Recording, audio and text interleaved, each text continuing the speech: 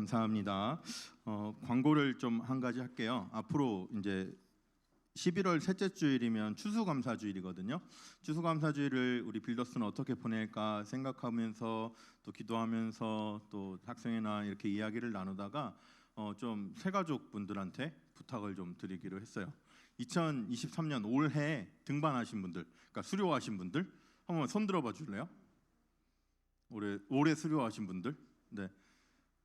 이름 부르기 전에 정유진 이런 친구들 막 고민하고 있는데 올해 하신 분들 황찬미 1월에 했잖아. 나 알고 있어. 네. 이분들께 한번 부탁을 좀 드릴게요. 추수감사일 때 특송을 좀 준비해 주시면 좋겠습니다. 네. 박수 칩시다. 네. 하기로 한 거예요. 네.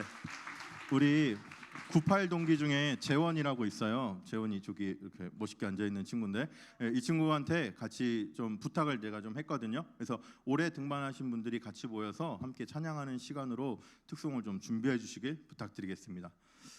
이렇게 하는 이유가 있어요. 왜냐하면 우리가 빌더스에서 여러 가지 자랑거리가 있지만 아주 중요한 게 제 사역하는 친구들한테도 제가 되게 자랑스럽게 이야기하는 거거든요. 새 가족이 오잖아요. 오면은 여기에서 1년 동안 정착하는 비율이 상당히 높아요. 이건 엄청난 일이에요. 저희가 올해 80몇 명의 새 가족 90명 가까이가 왔거든요. 근데 올해 등반해서 나오고 있는 청년들이 거의 40명에 가까워요. 그래서 절반 가까운 퍼센트가 되거든요. 근데 이 친구들이 뭐 한 달에 한 번 이렇게 오는 친구들이 40%가 아니라 거의 매주 오는 친구들이 40%예요. 이거는 제가 친구들한테 얘기하면 너네 교회 왜 그래? 이렇게 물어봐요.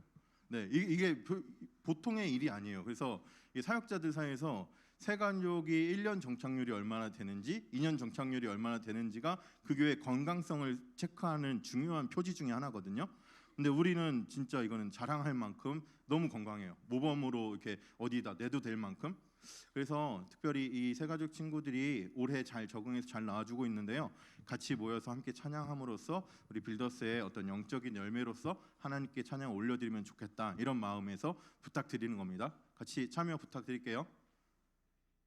한 명도 없는 거예요. 네, 재원이한테 부탁했으니까 같이 잘 모아주셔서 한번 찬양해주면 좋겠습니다.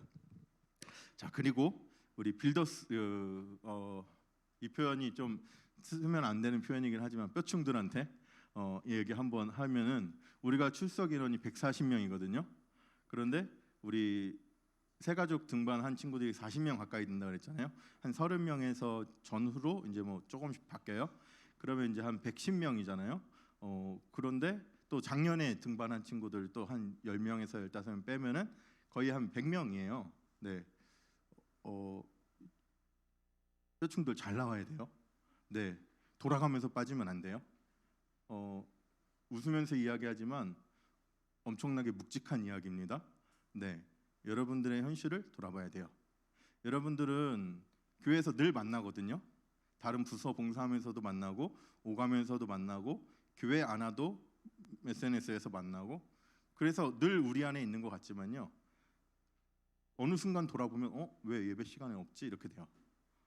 네, 우리 이거 잘 생각해야 돼요. 그래서 우리 모두가 함께 나와서 예배할 수 있는 그런 공동체로 세워졌으면 좋겠습니다. 감사합니다. 그리고 오늘 본문 말씀 읽고 또 한 가지 격려하고 축복하겠습니다. 예레미야 33장 2절에서 3절 말씀 함께 읽겠습니다. 예레미야 33장 2절에서 3절 말씀, 2절 말씀 같이 한번 읽겠습니다. 시작. 이를 행하시는 여호와, 그것을 만들며 성취하시는 여호와, 그의 이름을 여호와라 하는 이가 이와 같이 이르시되 너는 내게 부르짖으라 내가 내게 응답하겠고 내가 알지 못하는 크고 은밀한 일을 내게 보이리라. 아멘. 네.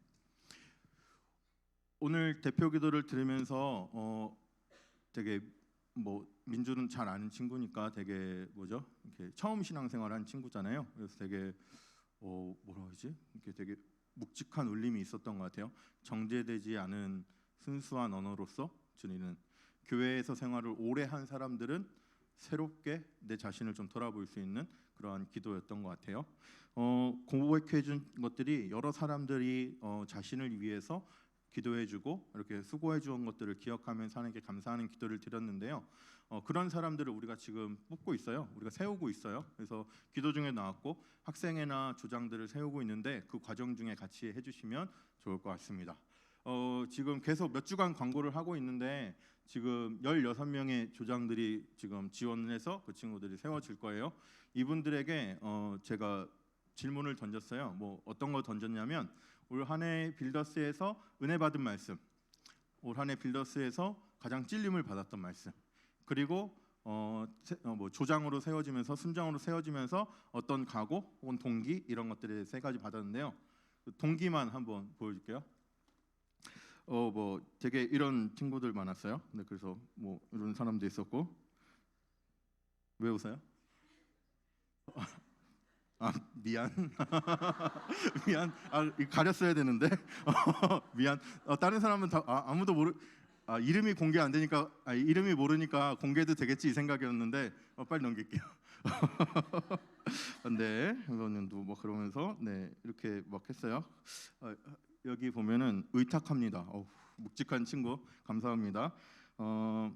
그리고 여기에서 유민이가 큰 일을 했어요. 유민 언니랑 대화하면서 마음이 좀 더 굳어졌을 때 신청했습니다. 네, 감사합니다. 그리고 네, 이런 마음으로 했습니다. 저도 지금 큰 일을 하고 있어요. 한 명이 지원했어요, 저 때문에. 네, 그래서 열심히들 지원하고 있어서 이 마음 그대로 섬길 수 있도록 우리 같이 한번 기도해 주시면 좋을 것 같습니다. 뭐 아직 누군지 뭐 서로는 알고 있겠지만 아직 다 채워지지 않았거든요. 조금 더 고민하고 있는 친구들, 그리고 제가 전화하면 전화 안 받고 다시 전화를 안 주는 친구들, 이런 친구들 같이 고민해서 우리 빌더스를 같이 한번 세워나가면 좋을 것 같습니다. 역시 대답은 없어요. 네, 알겠죠? 네, 감사합니다. 지난주 이번 주에서 기도를 듣지 않으시는 하나님, 기도를 들으시는 하나님 이렇게 말씀을 이렇게 좀 정리를 하고 있습니다. 지난주 설교를 하고 이게 전한주는 제가 설교를 준비하면서도 그랬고 하고 나서도 설교인가 강의인가 약간 좀 이렇게보다 좀 더 잘해야 되는데 이런 좀 불편한 이렇게 좀 아쉬움들이 저한테 좀 많이 있었거든요. 근데 뭐 감사하게도 또 몇몇 친구들은 하나님이 기도를 안 들으신다는 말을 또 공식적으로 이렇게 말씀을 통해 들으니 좀 다시 한번 생각해 보게 되었다. 이렇게도 이야기해 주어서 참 감사합니다. 그래서 다시 한번 제가 설교자로 서면서 저의 어떠함보다 하나님께서 여러분의 마음 가운데 어떻게 역사하시느냐가 정말 중요한 시간이구나를 다시 한번 저는 체험하면서 내가 이 사역들을 하는 데 있어서 그 의미와 가치들을 나에게 두지 않고 우리 가운데 역사하시는 하나님에게 두어야겠다는 다시 그런 다짐을 다시 한번 하면서 이 자리에 섰습니다. 지난주 우리 말씀이 이런 말씀이었어요. 예레미야 14장에 보면 하나님께서 예레미야 선지자에게 너는 이 백성을 위해서 구하지 말라. 그리고 이 백성이 기도할지라도 부르짖을지라도 난 듣지 않겠다. 왜냐하면 그들이 어그러진 길을 사랑하면서 그들의 발을 멈추지 않았다. 그들이 잘못된 걸 알면서도 계속 그 길 가운데 있다. 그러면서 그것이 무엇이냐면 두 가지 죄가 있는데 생수의 근원이신 하나님을 버린 것, 그리고 스스로 웅덩이를 파서 물을 가두려 하지만 그것이 물이 가두어지지 않는 불완전한 웅덩이라는 사실, 그것을 지금 이야기해 주셨습니다. 그래서 기도를 듣지 않으시는 하나님, 우리의 기도를 들으시지 않으신다면 하나님과 우리와의 관계가 바르게 설정이 되어 있는가를 먼저 돌아보고 내 기도가 거기에서부터 비롯한 기도가 아닌지를 돌아보자, 이런 말씀이 지난주 말씀이었습니다. 그러면 우리는 기도를 듣지 않으시는 하나님을 경험하고 있다면 기도를 들으시는 하나님께로 나아가야 되거든요. 하나님은 우리에게 기도를 듣지 않으신다고 말씀하신 분이 아니라 우리의 기도를 들어주신다고 말씀하셨어요. 찬양의 가사처럼 우리의 작은 신음조차도 하나님께서 기억하시고 그것을 들어주신다고 말씀하셨어요. 너는 나에게 부르짖으라, 오늘 읽었던 말씀처럼 그러면 내가 너에게 응답하겠다 말씀하셨고요. 너희가 원하는 대로 구하라, 그리하면 내가 이루리라, 요한복음 15장 7절처럼 그런 말씀들을 해주셨어요. 자, 그러면 어떻게 해야 예레미야 33장 3절의 말씀처럼 너는 내게 부르짖으라, 내가 내게 응답하겠다, 너에게 크고 비밀한 일을 내가 보여주겠다 말씀하시는 그 하나님께로 나아갈 수 있냐는 거죠. 하나님께서 너희들이 부르짖을지라도 난 듣지 않겠다 하셨던 그 하나님께서 같은 예레미야서의 말씀 속에서 이제는 태도가 바뀌어서 뭐 하나님의 목소리의 톤이 바뀌어서 이제는 너희가 나에게 부르짖으라 내가 너에게 응답해 주겠다 말씀해 주시는 이 하나님께로 우리는 어떻게 나아갈 수 있냐는 것이 오늘 설교의 주제입니다. 핵심은 지난주와 같이 하나님의 관계예요. 하나님의 관계. 여러분이 생각하는 하나님과 우리의 올바른 관계는 무엇인가요? 여러분이 생각하는 우리는 하나님과 어떠한 관계에 놓여 있어야 되나요? 여러분이 하나님을 생각할 때 어떤 하나님이 떠오르세요? 임방하면서 청년들에게 듣는 것은 여전히 하나님은 무서우신 분이에요. 여전히 하나님은 나의 생활을 이렇게 일거수일투족 지켜보시면서 뭐 잘못된 거 없나 이렇게 찾아보시는 분처럼 그렇게 느껴지시는 분도 있대요. 여전히 하나님은 그냥 저기 계시고 내 삶 가운데 크게 관여하지 않으시는 것처럼 느껴지시는 분들이 있대요. 그런 이유 때문에 제가 이 설교들을 계속하고 있는 거잖아요. 여러분들이 생각할 때 하나님과 나와 하나님과 우리와의 바른 관계는 무엇일까요? 여러분의 생각을 한번 이야기해 주세요. 오늘 GBS 할 때 이야기를 좀 풍성히 나눴으면 좋겠어요. 내가 생각할 때 하나님과 나와의 바른 관계는 이런 관계들이다. 하나님과 우리 사이의 바른 관계란 이러한 관계다. 여러분의 버전으로 여러분의 이야기로 해내셔야 돼요. 그냥 성경에서 읽었던 어렸을 때 암송했던 그 말씀으로 가지고 와서 하는 거 별 의미 없어요. 그 말씀이 내 이야기가 될 때 의미가 있거든요. 그 이야기를 한번 오늘 나눠주시면 좋을 것 같습니다. 특별히 여기에서는 조금 더 여러분들의 생각을 확장시키고 여러분이 스스로 생각을 할 수 있도록 제가 말씀을 읽긴 한데 일부러 읽지는 않을 거예요. 이따가 GBS 하면서 이 부분 꼭 나눠주세요. 내가 하나님과의 관계는 어떠한가? 그 성경은 어떠한 관계를 이야기하는가? 우리는 바른 관계가 설정이 되어야 된다는 것을 알고 있어요. 하나님과 우리가 바른 관계가 되려면 그 관계의 시작, 그건 어디서부터 시작할까요? 하나님이 우리를 하나님의 자녀 삼아 주시는데요. 우리는 하나님을 향해서 아버지라 부를 수 있는데 이 관계의 시작은 어디서부터 시작될까요? 우리가 열심히 노력해서 그 관계가 시작됐나요? 아니면 우리가 열심히 연구해서 하나님이 계신 것을 발견하고 하나님께 나아가기 시작했나요? 아니에요. 하나님께서 우리를 먼저 사랑하셨어요. 이 말씀 같이 한번 읽어보도록 하겠습니다. 31장 3절 말씀 읽겠습니다. 시작. 옛적에 여호와께서 나에게 나타나사 내가 영원한 사랑으로 너를 사랑하기에 인자함으로 너 꼴을 이끌었다 하였노라. 예레미야 31장 3절 말씀에서 내가 영원한 사랑으로 너를 사랑하기에 그 사랑으로 내가 이 관계를 이끌어갔다 말씀하시는 거예요. 앞에서 제가 관계에 대해서 이야기하면서 이 말씀을 좀 살펴보라고 했잖아요. 주소만 한번 보세요. 예레미야 31장 33절 말씀에서 하나님께서 인간과의 관계가 어떠한 줄을 설명해 주고 계시거든요. 그 관계가 이루어지는 근거, 기초, 시작, 그것이 무엇인지를 3절 말씀에서 사랑, 영원한 사랑으로 이야기하세요. 우리가 살아가면서요, 우리는 다 그리스도인이기 때문에 하나님과 관계 있잖아요. 그런데 그 관계의 기본적인 시작 자체가 사랑이기도 하고요. 우리는 살아가면서 하나님이 기뻐하신 일들만 해야 되는데 그러지 못할 때 너무 많아요. 그럴 때 하나님과의 관계가 틀어지죠. 그럴 때에도 다시 한번 하나님과의 관계를 회복을 위해서 다시 한번 하나님의 관계 앞으로 나아가기 위해서 우리가 붙들어야 될 것은 하나님이 여전히 나를 사랑하신다는 그 사실.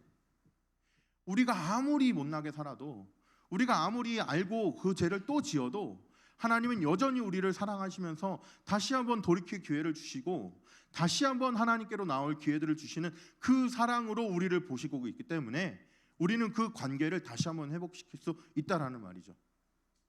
하나님께서 정말로 화가 나셔서 정말로 우리를 향하여서 우리의 잘못된 걸 돌이키게 하기 위해서 너희들 더 이상 기도하지 마, 너희들 더 이상 예배드리지 마 말씀하셨어도 다시 한번 하나님께 나아가서 기도하고 예배드릴 수 있는 그 근거는 그렇게 말씀하시는 중에도 하나님의 마음의 중심 가운데 우리를 사랑하시는 그 사랑이 여전히 있기 때문에, 여전히 그 불타는 사랑으로 우리를 사랑하시면서 우리가 돌아오기를 바라시는 그 마음으로 채찍질을 하고 계시는 그것이기 때문에 우리는 다시 한번 하나님께 나아갈 수 있다는 거죠.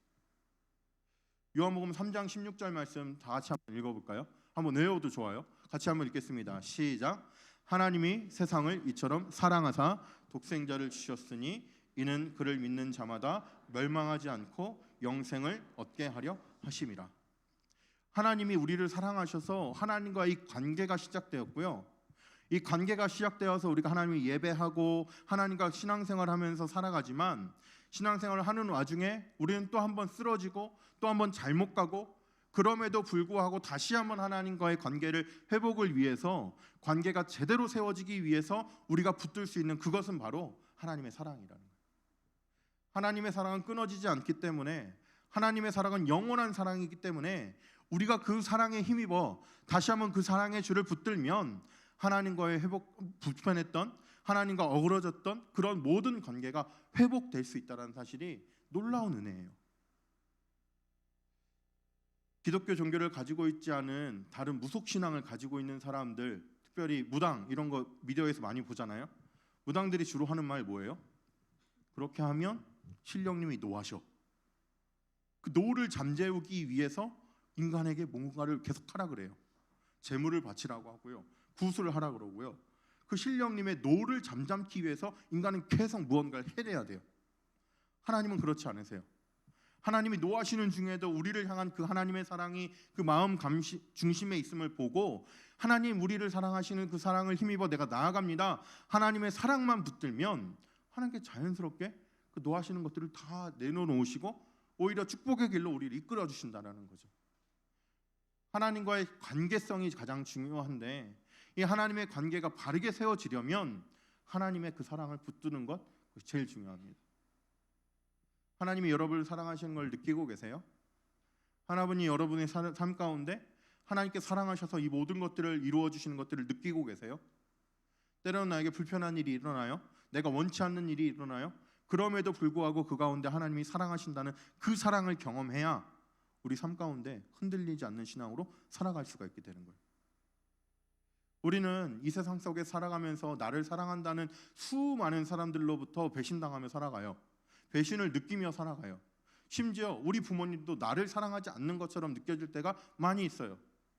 또 어떤 친구들은 안타까운 일이지만 정말 부모님으로부터 사랑을 충분하게 받지 못하고 살아가는 청년들 참 많아요. 그런데요, 하나님께서는요, 우리의 모든 관계 속에서 우리가 하나님 앞에서 계속 잘못을 함에도 불구하고 우리를 모든 잘못을 덮어주시는 그 모든 하나님의 그 크신 사랑으로 우리를 계속 지켜보고 계시다는 그 사실이요.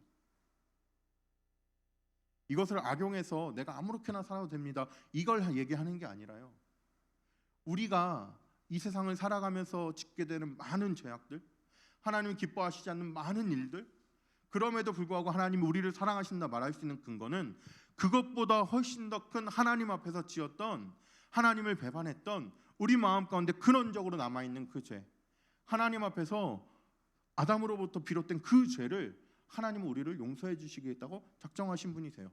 실제로 용서해 주시기 위해서 예수님을 보내주신 분이세요.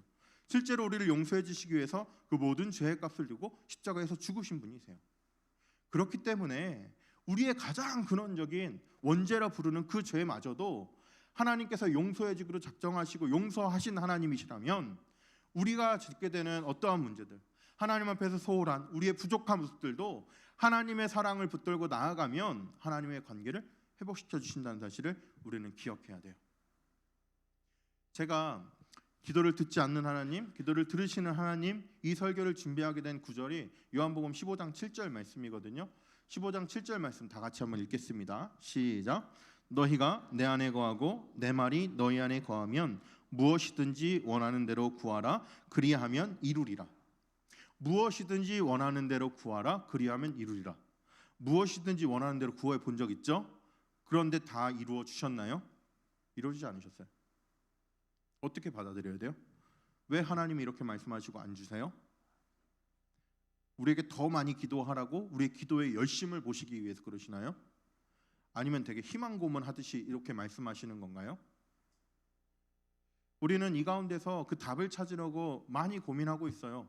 내가 어떤 기도를 도대체 해야 될지 모르겠습니다라고 그들의 신앙의 고민들을 여러분 중에 이야기하는 사람들이 있어요. 이야기하지 않더라도 여러분들이 실제 삶 가운데서 왜 이 말씀이 나에겐 이루어지지 않는가에 대한 고민들을 많이 할 수 있거든요. 그래서 지난주의 말씀에 이렇게 하는 대표적인 유형이 하나님과 관계를 회사하지 않고 잘못되게 기도하는 것들, 회개하지 않고 또 다른 사람 용서하지 않고 의심하면서 불순한 의도로 드리는 기도가 대표적인 유형들이다. 나에게 그러한 기도가 있지 않은지 돌아보자. 혹은 저것이 아니라면 또 다른 어떤 이유가 나에게 있는지 나 자신을 한번 돌아보자. 지난주 설교였어요. 자, 그러면 그렇구나, 난 잘못했구나, 여기서 끝날 건가요? 아니에요. 기도를 듣지 않는 하나님이라면 기도를 들으신다고 약속하시는 저 말씀은 어떻게 이루어질 수 있는가? 그것이 오늘의 아주 핵심 포인트예요. 15장 7절 말씀에 포인트가 달라요. 포인트가 너희가 내 안에 거하고 내 말이 너희 안에 거하면, 너희가 내 안에 거하고 내 말이 너희 안에 거하면. 너희는 지금 여기에서 예수님의 제자들이고요, 나는 예수님이에요. 예수님이 제자들을 향해서 말하는 거예요. 제자들, 너희들 내 안에 거해라. 내 말이 너희 안에 거해라. 거하면, 그러면 무엇인지 원하는 대로 구하라. 그리하면 이루리라. 자, 내 안에 예수님, 그리고 예수님의 말, 이거는 뭐 같은 거라고 보고요. 너희가 내 안에 거한다. 우리가 제자들이 우리가 예수님 안에 거한다. 예수님이 커요, 우리가 커요? 예수님이 크죠? 그래야지 우리가 그 안에 들어갈 수 있죠. 이해됐어요? 네. 그럼 그 다음 말, 내 말이 예수님이 우리 안에 거하면. 내가 커요, 예수님이 커요? 예수님이 크죠? 근데 예수님이 어떻게 큰 분이 내 안에 들어올 수 있죠? 네, 어떤 의미일까요? 이게 수적으로 생각해 보세요. 수학으로 생각해 보세요. 어제 조장 모임을 하면서 막 이거 얘기하다가 괜히 더 혼란스러워졌거든요. 이과생들은 그렇구나 했는데 문과생들 무슨 말이야? 그래서 이랬거든요. A가 B에 속하고요, B가 A에 속해요. 그럼 A의 B의 관계는 뭘까요? 네, 이과죠. 같아요 한 사람들. 네, 같아요. 예수님이 나랑 같다고? 이게 무슨 말이에요? 네, 내가 예수님이야? 이렇게 가면 안 돼요. 예수님은 예수님이시고 우리는 예수님을 통해서 하나님의 자녀가 된 사람들이에요. 지금 그 얘기하는 거 아니에요? 무슨 의미일까요? 그러면 내가 예수님 안에 들어갈 수 있어요. 예수님도 내 안에 들어올 수 있어요. 수적으로, 수학으로 생각하면 둘은 같은 값이어야지 가능해요. 같은 집합이어야지 가능해요. 자, 그러면 성경에서 이렇게 표현한, 예수님께서 이렇게 표현하신 이유는 뭘까요?